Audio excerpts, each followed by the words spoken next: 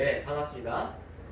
지난주에 있어서 기초물리학 1 두 번째 주 강의를 시작하겠습니다. 이번 주에는 1장부터 우리가 간단히 살펴보면서 기초물리학에 필요한 기본 단위들이라든지 삼각함수, 벡터에 대해서 간단하게 알아보는 그러한 시간을 갖겠습니다. 이 시간은 우리가 전반적으로 필요한 그러한 내용들이기 때문에 구체적인 문제들에 대해서는 중간고사 범위에 대해서는 제외하도록 하겠습니다. 그러나 여러분들이 필수적으로 알아둬야 되는 내용이기에 반복해서 학습해 주시면 감사하겠습니다. 그래서 우리 1장의 서론에 있어서 우리가 제목들을 간단히 살펴보면은 1절에서 우리 길이, 질량, 그리고 시간의 표준이 어떻게 되는가. 왜 그러냐면은 우리 모두 사용하는 기존의 물리량들이 이 길이와 질량과 시간으로 다 나타내집니다. 예를 들자면은 힘이라고 하는 그 단위를 나타내는 뉴턴은 어떻느냐면은 미터 퍼 세크 제곱 곱하기 킬로그램입니다. 그러니까 질량 곱하기 길이 곱하기 길이 나누기 시간의 제곱이라는 뜻이죠. 그래서 어떤 모든 물리량들이 이 세 개의 양들로 다 표현이 되기 때문에 우리는 이 길이, 시간, 질량이라는 이 양들의 표준에 대해서 공부해보고요. 그 다음에 2절에서는 우리가 다룰 어떤 물질들이 어떠한 요소들로 구성되어 있는가. 그래서 모든 물질들은 아시다시피 핵과 전자로 되어 있는데 그런 것들이 모여서 물질을 구성한다는 것을 공부하게 되고요. 세 번째로는 차원이라는 것에 대해서, 즉 디멘전이라는 것에 대해서 우리가 분석해보는 그러한 시간이 갖겠습니다. 네 번째로 측정의 불확정도와 유효 숫자에 대해서 공부하고요. 그 다음에 5절에서는 단위의 변화에 대해서 공부하겠습니다. 그 다음에 6절에서는 어림, 그리고 크기의 정도를 계산해보는 예제를 다뤄보고요. 7절과 8절에서 굉장히 중요한 부분을 다루는데 좌표계와 삼각함수라는 것을 우리가 공부하게 됩니다. 구체적으로 좀 더 살펴보면은 우선적으로 우리가 알고 있는 Standards of Length, Mass, and Time인데요. 말씀드렸듯이 우리가 국제적으로 SI 단위계라 그러는데요. 이 국제 단위계에 있어서 길이는 미터 단위계로 우리가 표시되는 그런 단위입니다. 그래서 시간 같은 경우는 초로 하고요. 거리는 미터와 질량은 킬로그램을 해서 우리가 이거를 보통 MKS 단위계라고 합니다. 이번 학기에는 우리가 다루지는 않지만 전류라는 양들은 암페어라고 있고요. 그 다음 광도는 칸델라는 뜻은 촛불 한 개 밝기 이런 뜻입니다.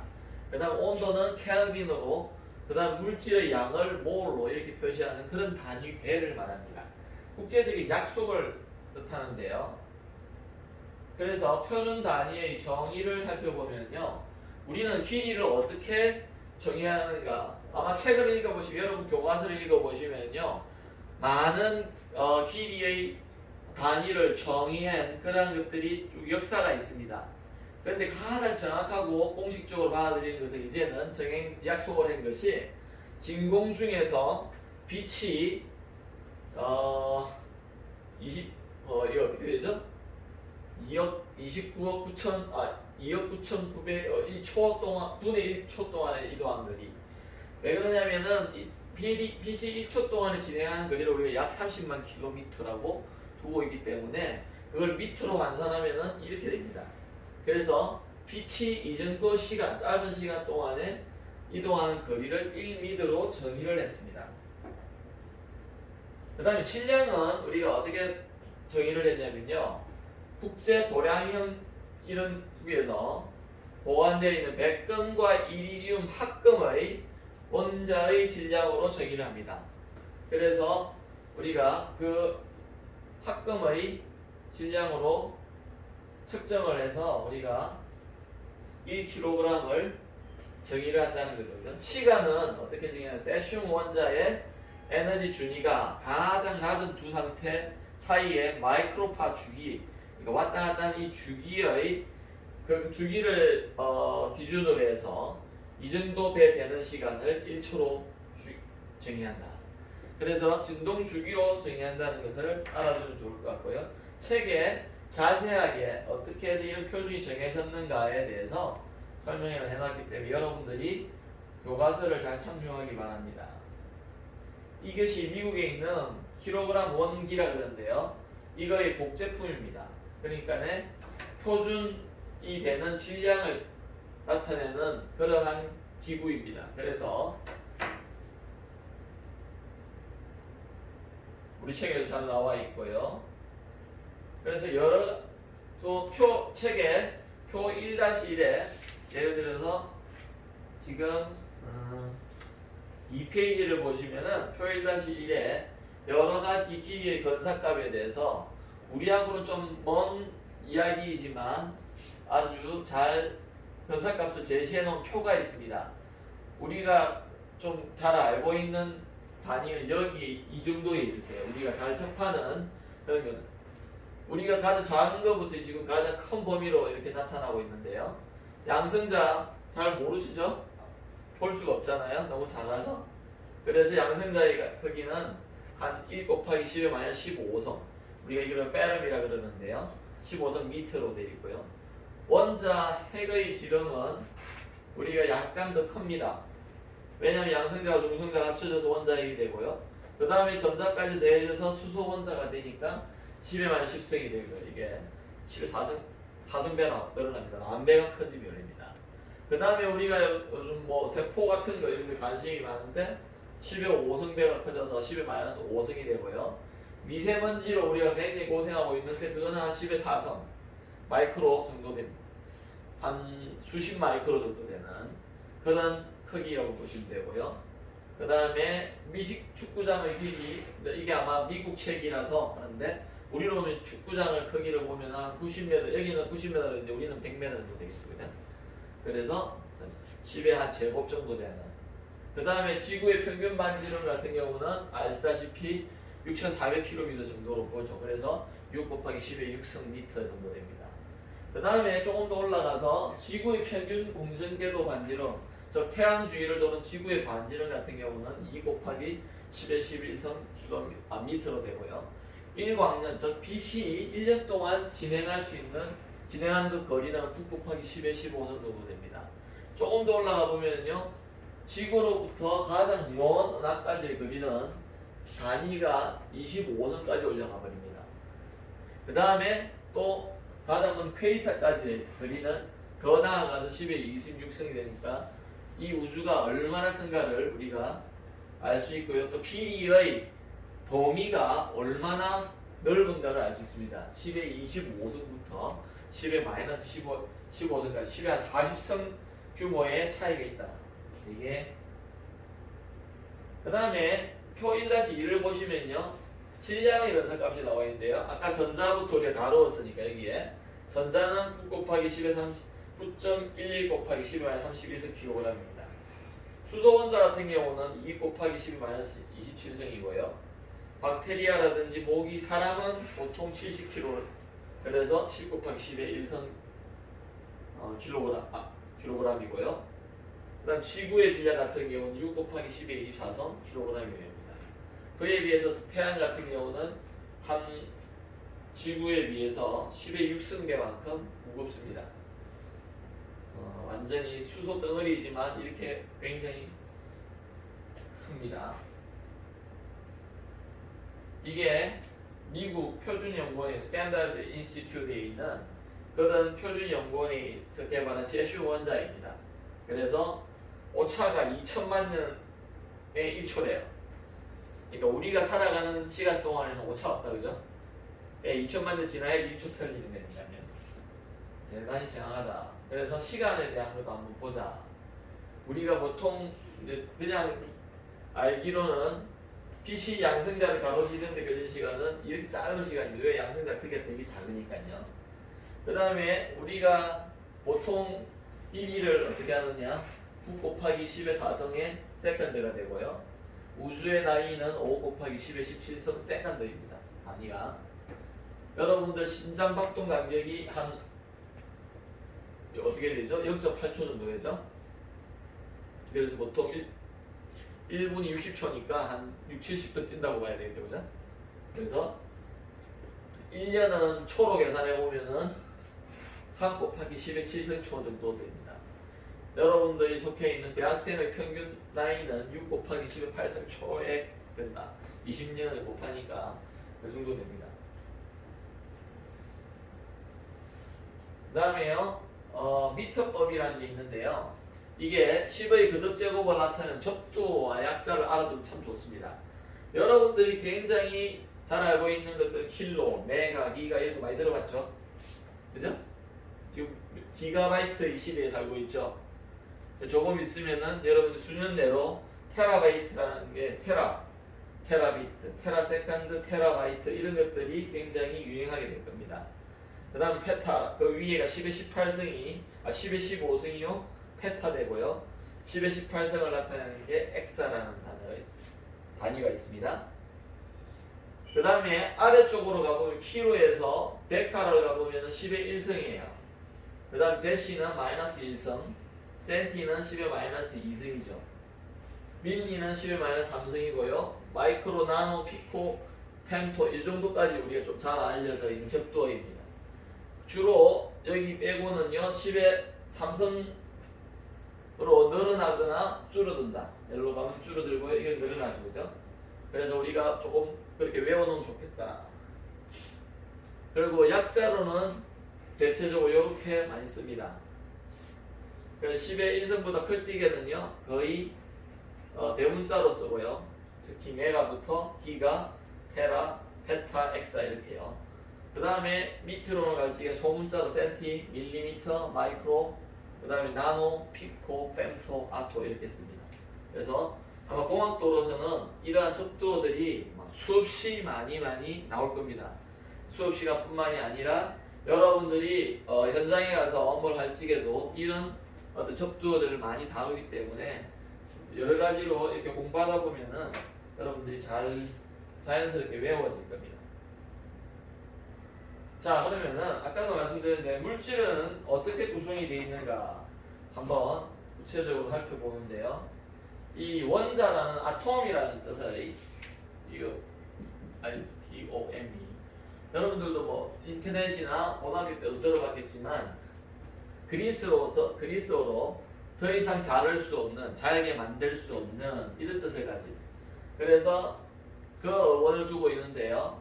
물질을 구성하는 기본 입자라고 믿었습니다. 근데 과학기술이 발달하다 보니까 이것들이 더욱더 이것들을 이루고 있는 기본 입적인 입자들로 구성되어 있음을 알게 됐습니다. 그래서 옆에 그림에서 보셔도 아시겠지만 우선 양성자라는 게 있고요. 그 애톰을 양성자 프로톤이라는 게 있고요. 그 다음에요. 한번 보십시다.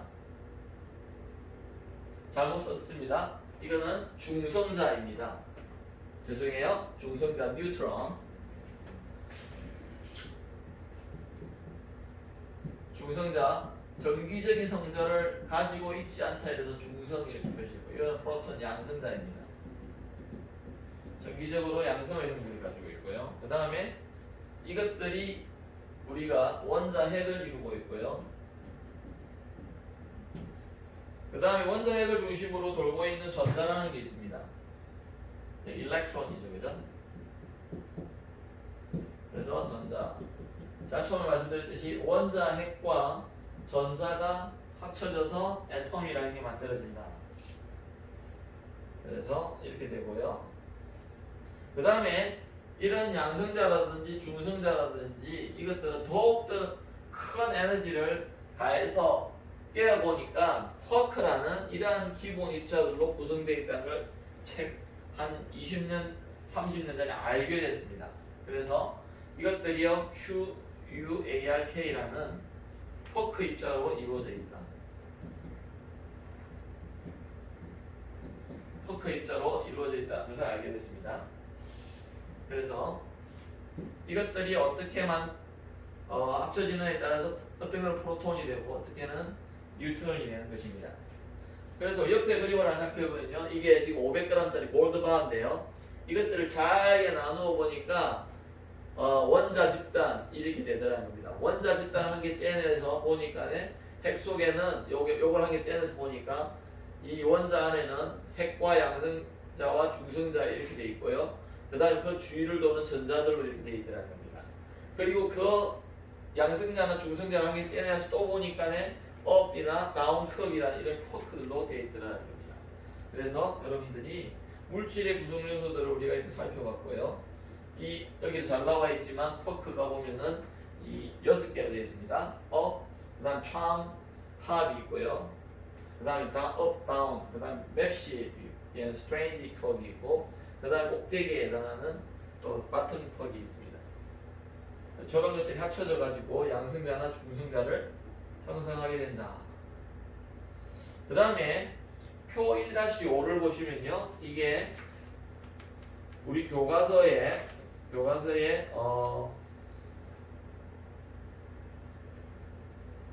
4페이지에 나오는데요. 이 차원 분석에 가서 나오는 겁니다. 저 넓이라든지 부피나 속도, 가속도 아주 기본적인 이런 물리량들이 차원과 그 단위에 대해서 나오는데요. 우리가 차원이라는 것은 여기도 나와 있지만 차원이라는 것을 좀 설명을 드려야 되는데요. 디멘전이라고 그러죠, 그죠? D-I-M-E-N. 그 다음에 여기 보면은 분석이란 말이 나오는데 영어로는 analysis라고 합니다. analysis라고 그러는데요. 모든 물리량들을 L, 길이와 타임과 질량이라는 이러한 양들로 분석해 보는 것을 우리가 차원 분석이라고 합니다. 그래서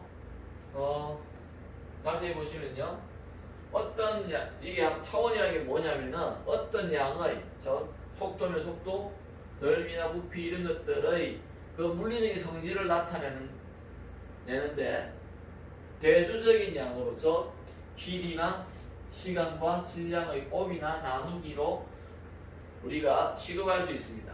그래서 물리량은 이게 굉장히 중요한데요. 책에 줄을 떠야 됩니다.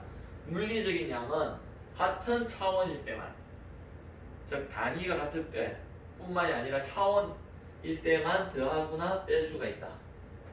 굉장히 중요하죠?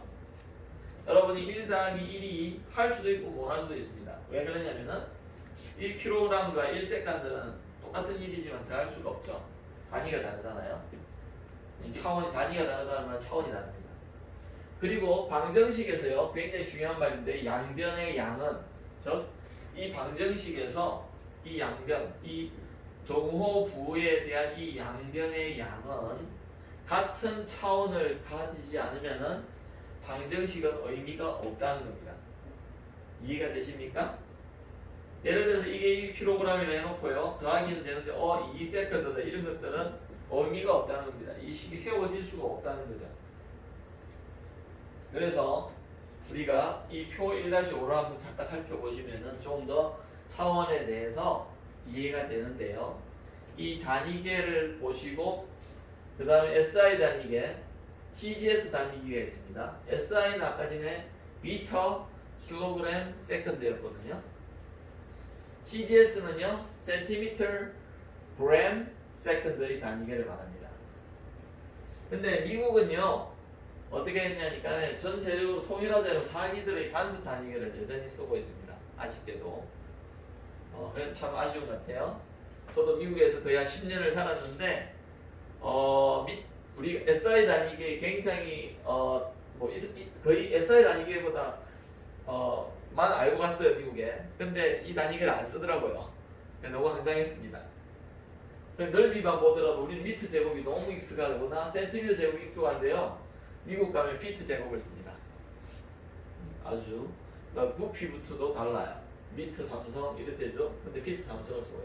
그러니까 속도는 우리는 미터 per second를 쓰는데 거기는 피트 per second를 써요.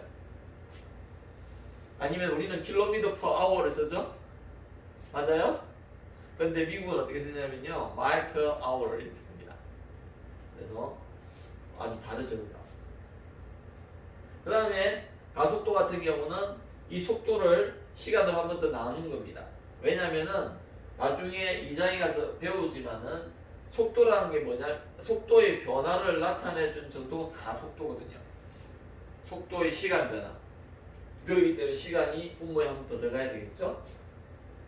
그러니까 속도가 단위가 미터 퍼 세컨드였는데 이제는 t 제곱 여기 있으니까 분모에 있으니까 미터 퍼 세컨드 제곱 이런 식으로 된다는 겁니다.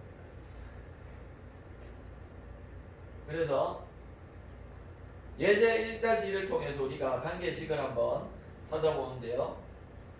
우리가 뭐 나중에 배우겠지만 원 운동에 있어서 입자의 가속도 A를 가속도와 속력의 V의 그 다음에 반지름과의 관계 우리가 나타내 볼 수 있다. 나중에 나오지만요. 가속도에 지금 나중에 우리가 한 5장에 가도 원 운동이 좀 나올 것이고요. 8장 정도에 가면은 회전 운동이라는 게 이렇게 나오는데 원 운동이라는 것은 그러니까 어떤 한 물체를 중심으로 해서 같은 거리를 이렇게 회전하는 이 운동을 우리가 원 운동이라고 그러죠. 그래서 우리가 구심 가속도가 있고요.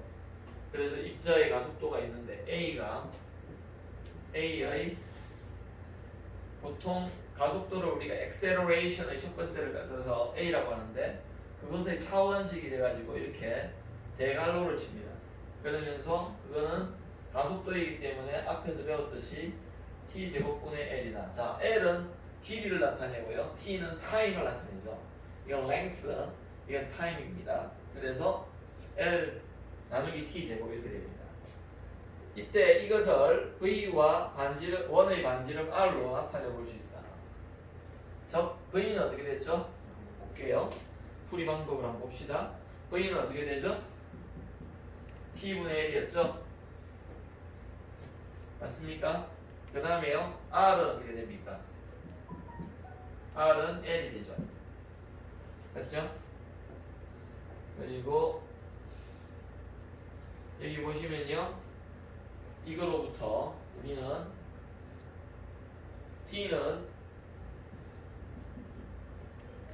V의 이걸 일로 가고 일로 나눠주면 되죠. 그죠? V의 차원을 가지고 L로 이렇게 나누면 된다. 그 다음에 A는 그러면 어떻게 되느냐? A는요. L 나누기 T 제곱이었잖아요. 그죠? 이렇게 되면은요. 이거를 여기 대입을 하니까 T 대신에 어떻게 되죠? V의 L의 제곱분의 L이 됩니다. 요 T 대신에 요걸 집어넣습니다. 그러면 저기 파워포인트에 나와 있듯이 이렇게 됩니다. 요 분모에 뜨면서 분자로 가겠죠? 그 다음에 L 제곱이 되고요. 이거 제곱이 되고 이 L하고 L을 없어지니까 L분의 V의 제곱이 된다. 그죠? 맞습니까? 그래서 L분의 V 제곱, V의 차원의 제곱이 됐다. 그래서 이거를 우리가 보면은 이 L은 뭐냐 그러면은 요 R의 단위가 되죠. 그래서 R의 단위다. 그래서 이게 R의 단위, 차원이라는 걸 넣어주니까 이렇게 되니까 요 차원식의 그 기호를 다 벗어버리면은 A는 R분의 V 제곱이라는 이러한 차원식을 이용해서 우리가 가속도와 그 다음에 반지름, 그 다음에 속력과의 관계식을 그래서 이때 이 속력이 V라고 할 적이에요. 구심 가속도 1을 적에 우리가 A는 요 거리가 R인 적이에요. 반지름이 R인 적에 R분의 V 제곱이라는 이러한 일반 원운동에 관한 식을 우리가 이러한 차원식 관계식을 이용해서 유도할 수 있다는 게 이 예제 1.1의 의미입니다. 그래서 여러분들이 이번 시간에는 6페이지 우리가 예제 1.1까지 했는데요. 여러분들이 읽고 다시 또 정리해보고요. 그 다음에 예제도 다시 한번 이렇게 보면서 잘 복습을 해보시기 바랍니다. 여기까지 하고요. 다음 시간에 또 뵙도록 하겠습니다. 고맙습니다.